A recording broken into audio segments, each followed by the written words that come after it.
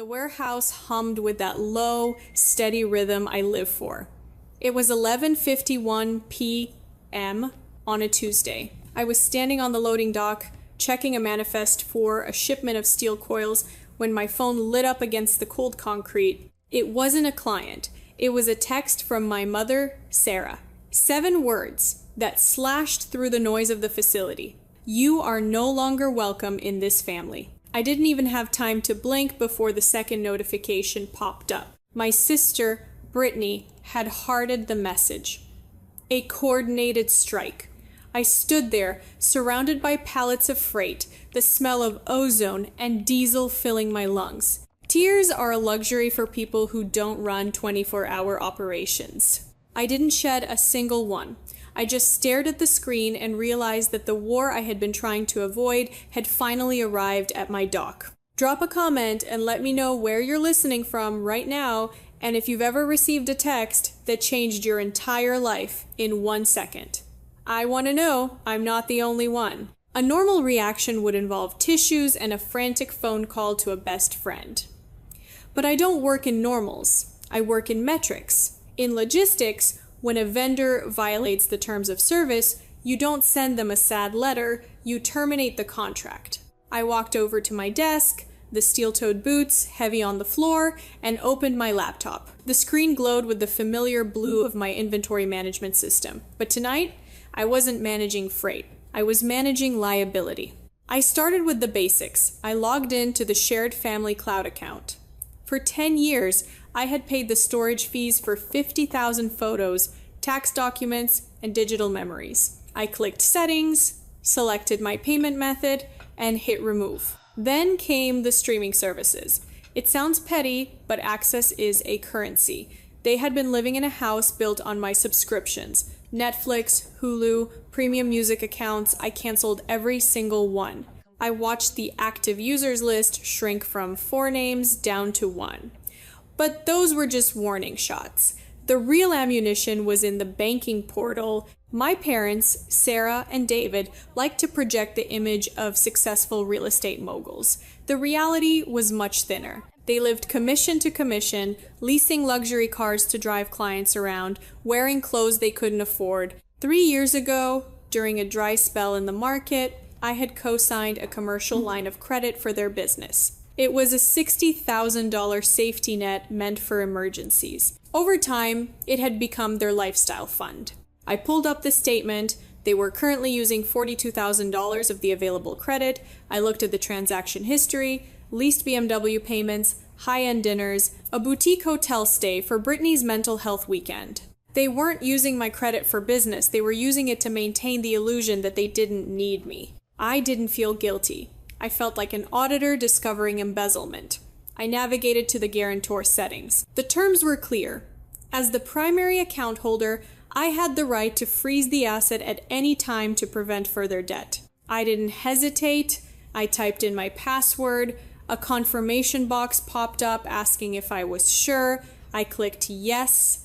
Then I initiated a transfer of the debt responsibility back to the secondary signers, them. Without my credit score backing the account, the bank's algorithm would immediately flag the risk and lock the funds. It took exactly 12 minutes to dismantle the financial infrastructure of their lives. I closed the laptop and sat back in the silence of the warehouse. My phone buzzed again, but this time it wasn't a text. It was an automated alert from the bank app. Transaction declined. The Cheesecake Factory. $180. They were out celebrating my exile with a dinner I was supposed to pay for. I let out a breath I didn't know I was holding.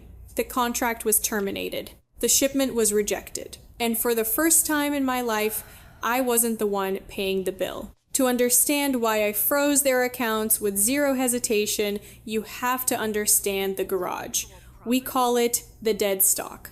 2 weeks ago, I drove out to my parents' house in the suburbs. The lawn was manicured, the hedges were trimmed to a perfect geometrical precision. Everything about Sarah and David was about curb appeal. But when my father hit the button for the 3-car garage, the illusion shattered. Inside, stacked floor to ceiling in disorganized cardboard towers, was about $80,000 worth of the Brittany brand Brittany, my 28-year-old sister, had tried everything. First, it was the organic candle business. Then, the high-end athleisure line.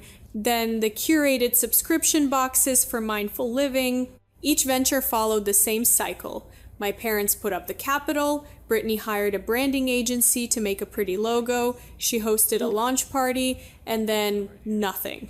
She had no distribution strategy, no inventory control, and no work ethic. She liked the aesthetic of being a CEO, but she hated the logistics of actually running a business. We were sitting at the dining room table mahogany, polished to a shine that felt accusationally bright. My mother pushed a plate of dry chicken toward me and smiled that tight political smile of hers. "Brittany has a new vision," she said. "A boutique logistics firm. High-end personal shopping for executives." I almost choked on my water. "Logistics?" I asked. "Mom, Brittany can't even track her own Amazon returns." Brittany glared at me from across the table, tapping her manicured nails on the wood. "It's a consulting agency, Jordan. You wouldn't get it. You deal with dirty warehouses. I'm dealing with luxury procurement." "We need seed capital," my father interrupted, cutting to the chase. 60,000, just to get the website and the initial inventory secured. He didn't ask. He stated it. Like it was a line item on an invoice I was obligated to pay. I put my fork down. "Let me get this straight. You want me to invest $60,000 into a business run by someone who currently has 40 grand of unsold leggings rotting in the garage next to 50 crates of unscented candles? That's not an investment. That's a donation to a landfill." The silence in the room was instant and cold. My mother's smile vanished. "It's not rotting, it's appreciating vintage stock." She lied, her voice trembling with that specific mix of delusion and defense. "And we aren't asking for a donation. We're asking you to support your sister. You have the money. You just bought that second facility." "I bought that facility because it generates revenue," I said, keeping my voice flat. "I run a business based on margins and efficiency. Brittany runs a charity for her own ego. And you're the donors. I'm not joining the board." "You're jealous," Brittany spat out, standing up. "You've always been jealous because I have vision and you're just a worker." "I'm solvent," I corrected. "And you're a liability." I left that night without finishing dinner. As I backed out of the driveway, I watched the garage door slowly close, sealing the tomb of failed ideas back into darkness. I knew then that they weren't just asking for help. They were looking for a new host to attach themselves to because they had bled themselves dry. I wasn't a daughter to them anymore. I was a liquidity event. And tonight, reviewing the frozen credit lines on my screen, I knew I had made the right call. I don't fund hobbies, and I definitely don't finance people who despise the hands that sign the checks. 3 days later, the escalation arrived, not via text, but via a process server standing awkwardly next to a forklift. He looked out of place in his cheap suit against the backdrop of shipping containers and sweating dock workers. He asked for Jordan. I signed the clipboard with the same pen I used to sign for hazardous materials. He handed me a thick manila envelope and left. I didn't open it immediately. I walked back to my office, poured a black coffee, and sat down. Then I slit the seal. Summons and complaint. The plaintiffs were Sarah and David. The amount demanded was $900,000. I started reading my eyes, scanning the legal jargon with the same detached focus I use for a customs audit. The accusations were breathtaking in their creativity.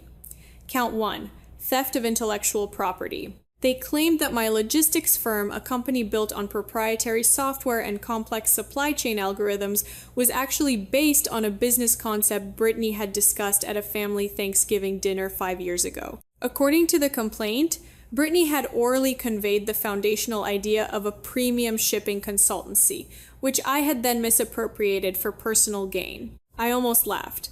Brittany thinks logistics is what happens when UPS delivers her packages on time. The idea that she engineered a global freight network over turkey and stuffing was objectively insane, but count 2 was darker: undue influence. They alleged that I had manipulated my great-aunt Eleanor, who had passed away 2 years ago, into cutting them out of her estate. They claimed I had isolated the decedent and poisoned her mind to secure the $90,000 inheritance that I had used to start my business. I put the papers down and looked out the window at the trucks lining up at the bays. A normal person would feel betrayed. A normal daughter would ask, how could they do this? But I wasn't looking at this like a daughter. I was looking at it like an investor. And suddenly, it made perfect sense. In business, there is a concept called the sunk cost fallacy. It's when an investor pours so much money into a failing project that they refuse to cut their losses. Instead, they keep throwing good money after bad, terrified to admit that their initial investment was a mistake. Brittany was their failing project. For 28 years, Sarah and David had invested everything, their money, their ego, their identity, into the idea that Brittany was the special one, the star. To admit she was a failure would mean admitting that they were failures. They couldn't do that. The psychological bankruptcy would be too high. So, they needed a bailout.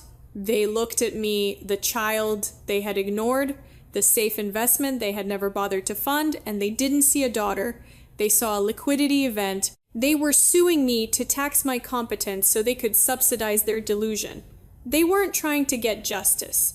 They were trying to cover their margin call. I picked up the phone. I didn't call my parents. I dialed Nathaniel, the most aggressive corporate fraud attorney in the city. Nathaniel, I said when he picked up, I have a hostile takeover attempt on my desk.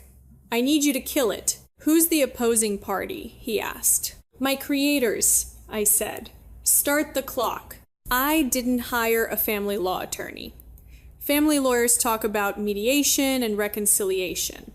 I hired Nathaniel, a litigator who specializes in corporate espionage and hostile takeovers. His office was on the 42nd floor, a glass box suspended over the city, smelling of espresso and billable hours. They're alleging you manipulated an elderly woman with dementia, Nathaniel said, scrolling through the digital evidence file on the wall-mounted screen.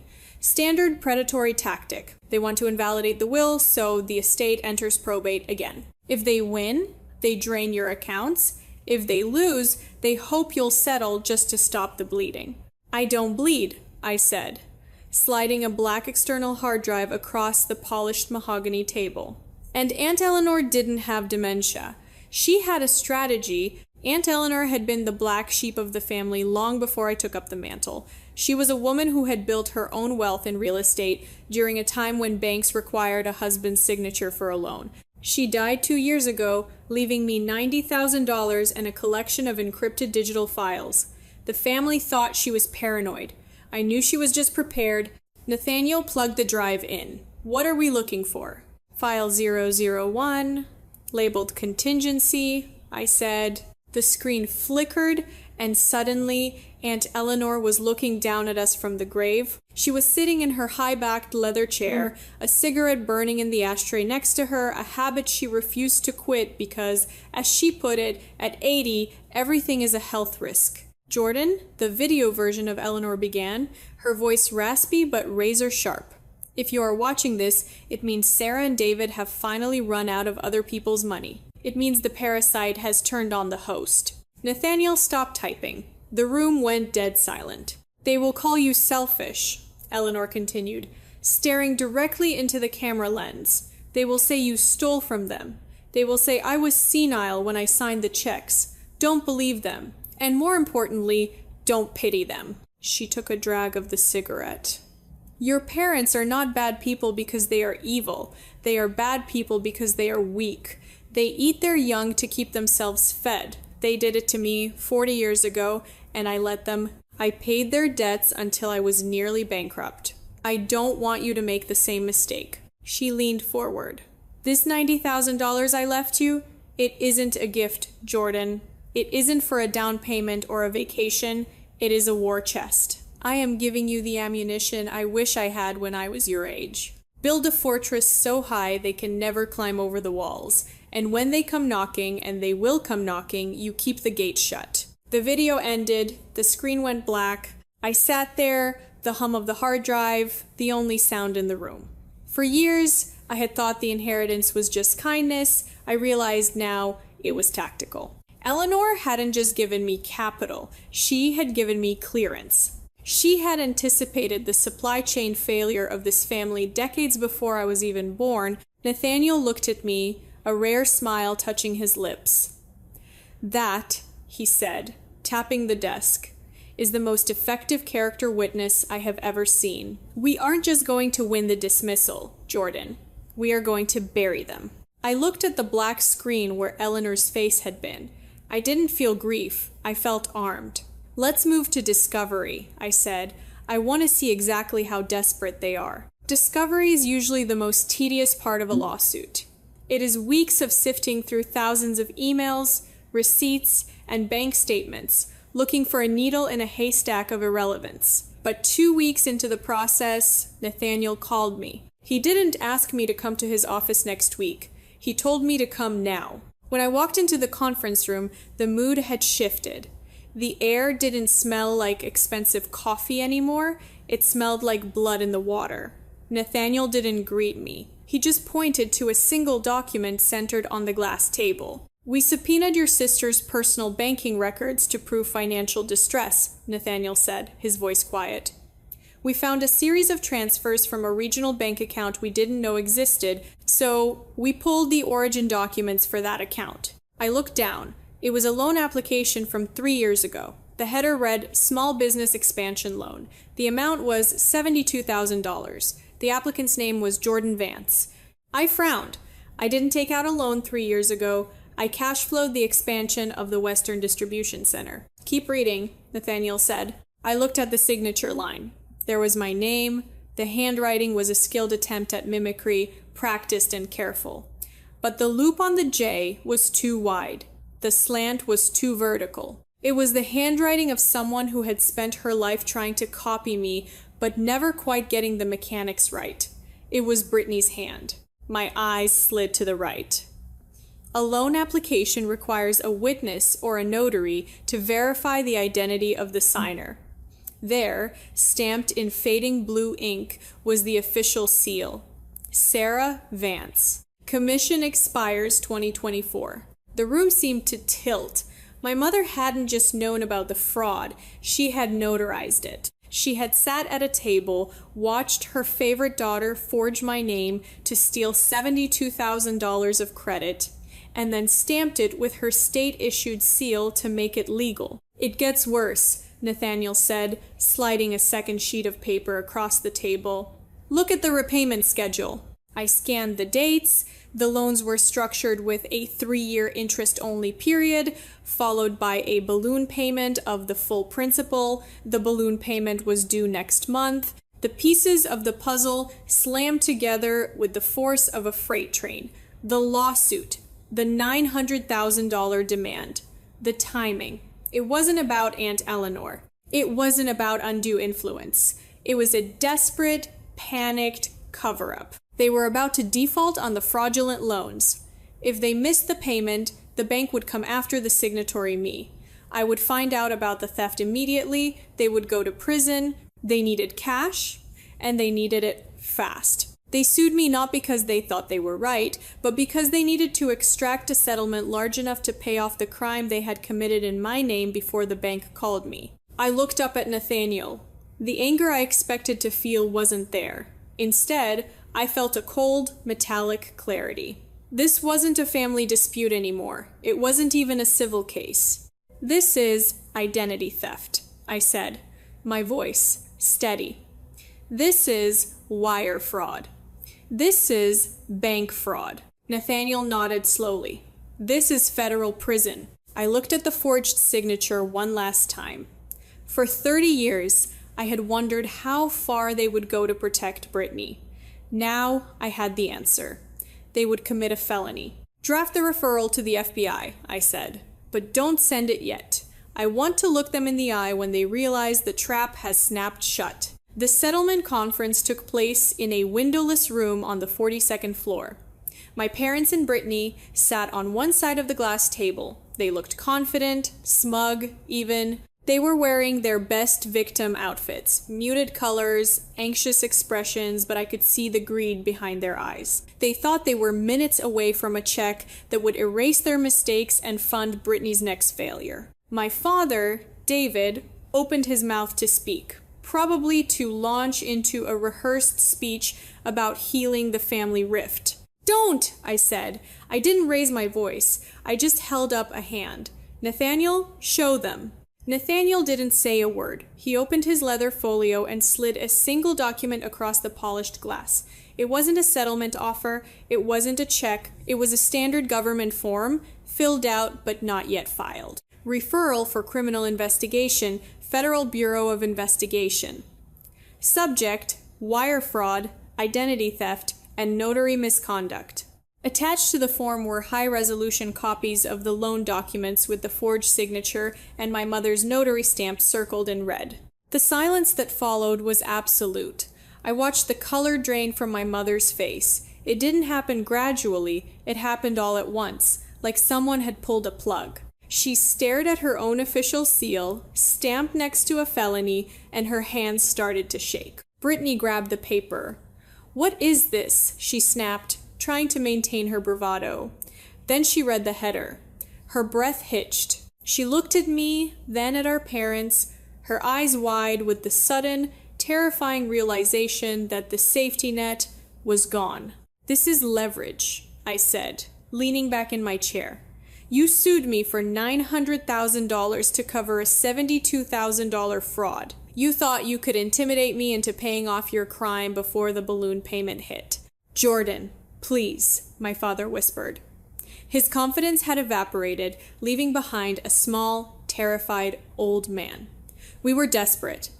The interest rates, we were going to pay it back. "I don't care about your intent," I said. "I care about my credit score. And my freedom. You committed a federal crime in my name." My mother started to cry ugly, gasping sobs. "We're family," she pleaded, reaching a trembling hand across the table.